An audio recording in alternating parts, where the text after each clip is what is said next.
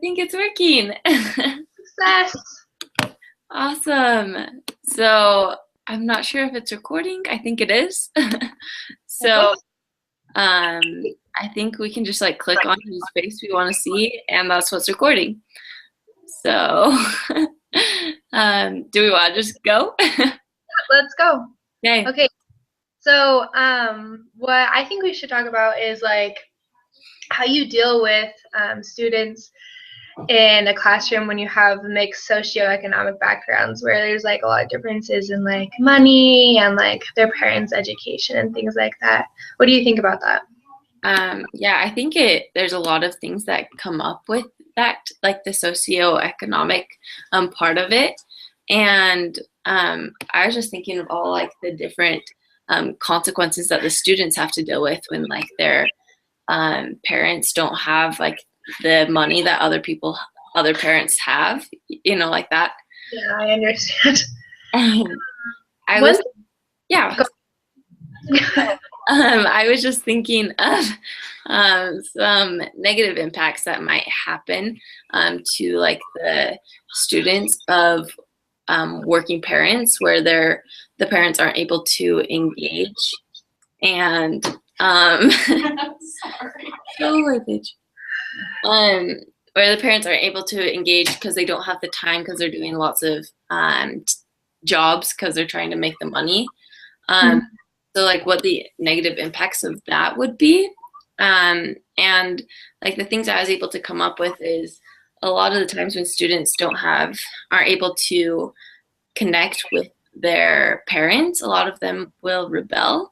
So I think that can be something that you have to deal with in the classroom, is when students aren't able to connect with their parents and have a relationship with them because they're always working, that you have to deal with that rebellious side of them.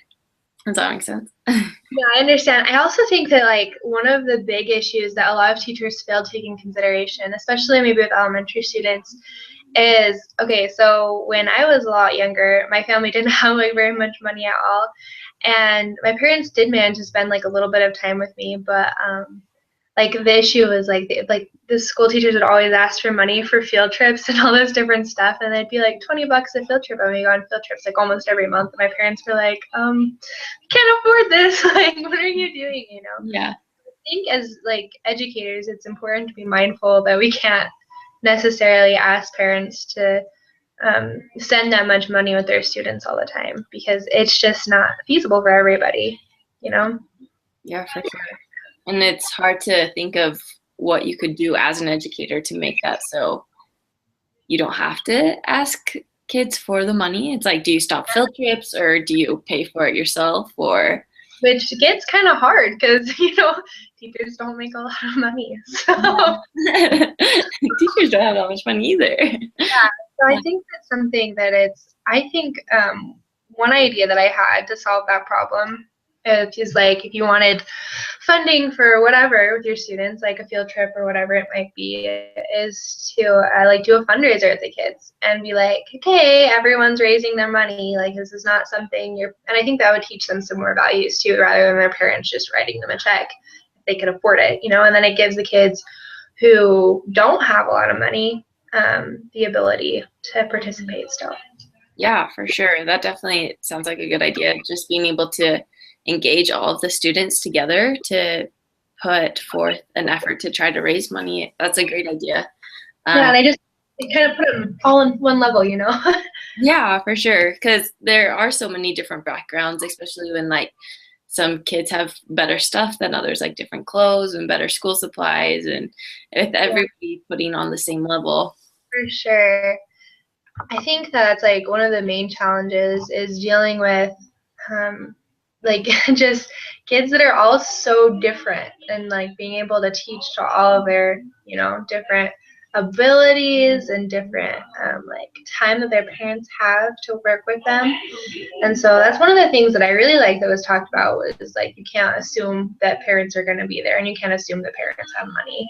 You just have to do what you can do and know what you can do for the kids or students. Yeah. What kind of resources do you think a student from like poor parents or parents that are working a lot or from poverty, what kind of resources do they miss out on? Because I was thinking about that, and I think like a lot of the time it's public school. So whether you're in like a rich area or not, I feel like you still have the opportunity to go to a good school.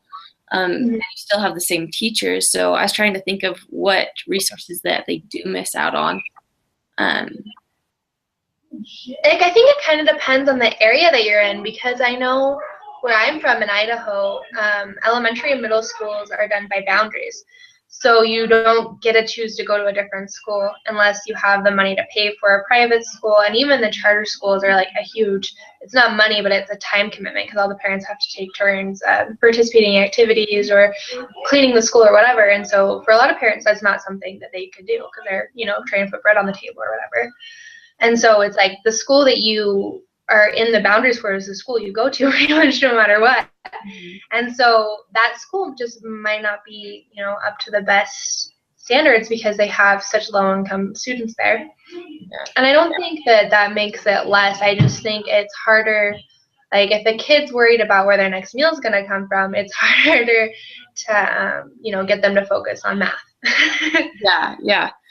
That was another thing I was thinking about too, because when you talked about how parents don't have time to help their students, a lot of the students that are coming from like poor parents, they have to take up responsibilities as well, like working jobs, and they have other things on their mind, like where they're going to sleep that night and things like that.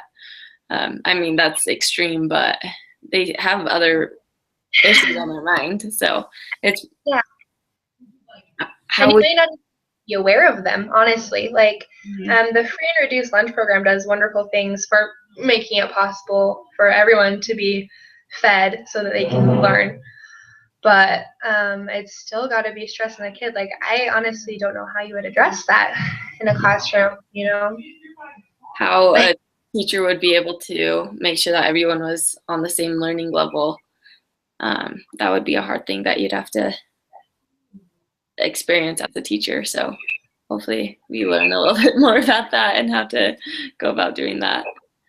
Yeah, for sure. Okay, well, I think we're at 5 minutes. So are we good? Yeah, I think we're good. Awesome.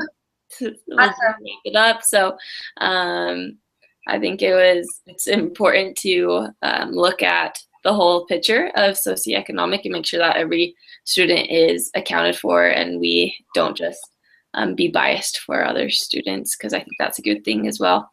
And then, yeah, I think that's it. Is there anything else you have to say? I guess it's just, comes back to that respect thing. Like, you make sure that you're not assuming things about people or your students. So, okay. All right. Well, my name's Kylie Snow, and I forgot to say that at the beginning. I'm Brianna Ramey. This is our best attempt. And that's a wrap. All right.